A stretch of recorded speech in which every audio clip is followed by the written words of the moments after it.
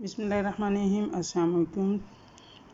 आज हमारा थ्योरम है 15.1.2 which is the converse of Pythagoras theorem 15.1.1। यानी इसका ये कन्वर्स है जो हमने अभी पहले थ्योरम किया, ये इसी का कन्वर्स है। इसमें है कि अगर square of one side of a triangle is equal to the sum of the square of the other side two sides then the triangle is a right angle triangle. वो था कि अगर आपके पास कोई राइट एंगल ट्राइंगल है तो उसकी one side square होती है या उसका हाइपोटेन्यूज स्क्वायर होता है, ये स्क्वायर इक्वल होता है अदर टू साइड्स के। और यहाँ पे है कि अगर आपके पास square of one side of a triangle is equal to the sum of the square of two other sides then prove that the triangle is a right angle triangle. देखिए ये हमारे पास गिवन ट्राइंगल है ए B C या A C B. सी भी हमने इसलिए कहा कि ये 90 का एंगल।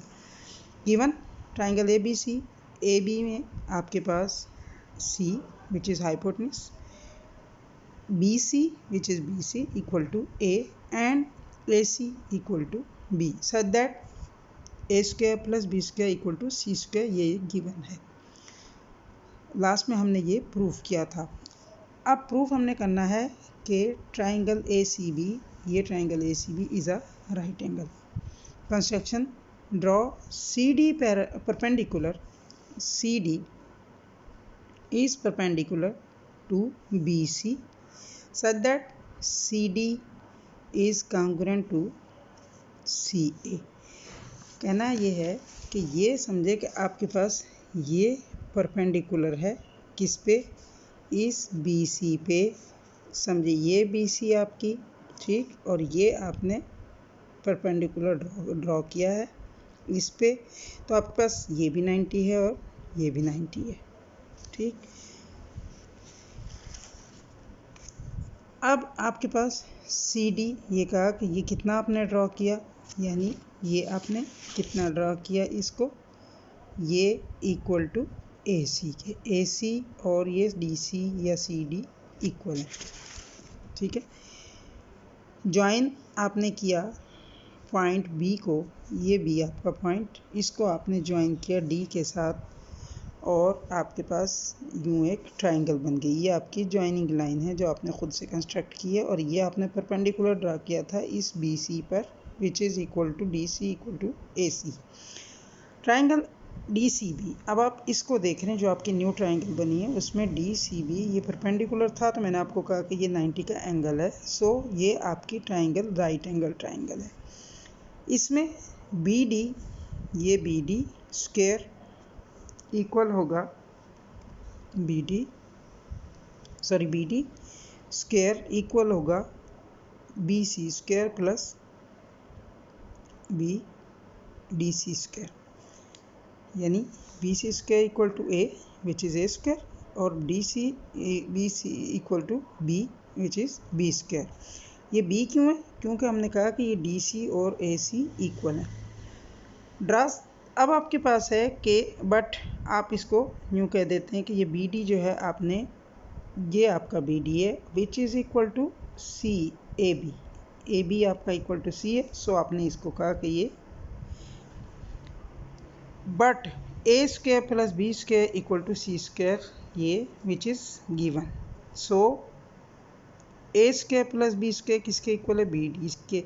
सो आपने कहा BD का होल स्क्वायर इक्वल होगा C स्क्वायर के। स्क्वायर कैंसिल आउट होगा या taking square root on both side करेंगे तो ये हमारे पास हो जाएगा BD equal to C। Now in triangle DCB and ACB, अब ये दो ट्राइंगल हैं, इनको हम कॉन्ग्रुएंट कर देते हैं।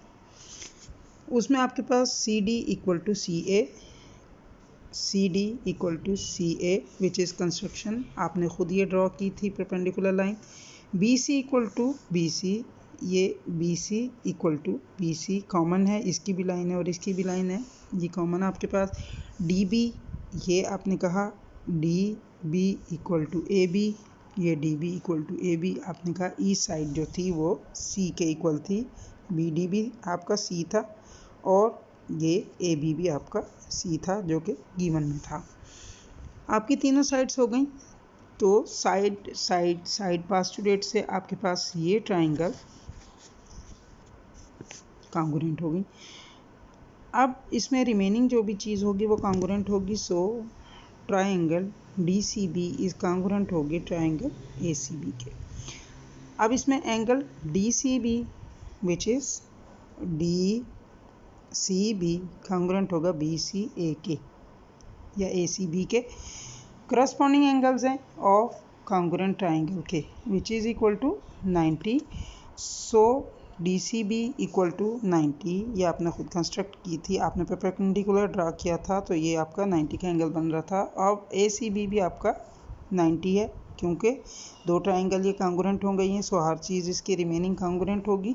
सो ये एंगल भी कॉन्ग्रुएंट होगा। जब ये एंगल भी 90 का होगा, जब ये एंगल भी 90 का होगा तो इट मीन्स कि 90 का एंगल जिस ट्राइंगल में होता है वो राइट एंगल ट्राइंगल होती है। सो ए बी सी या A C B is a right angle triangle which is proved. Hope कि ये आपको समझ में आ गई होगी। और अब हमारे पास होते हैं ये एक्सरसाइजेज। ये एक्सरसाइज आप इन्हीं से रिलेटेड हैं, ये खुद आप ट्राई करेंगे। फिर भी कोई प्रॉब्लम हो तो आप मुझे कमेंट सेक्शन में बताइएगा और मैं आपको ये करवा दूँगी।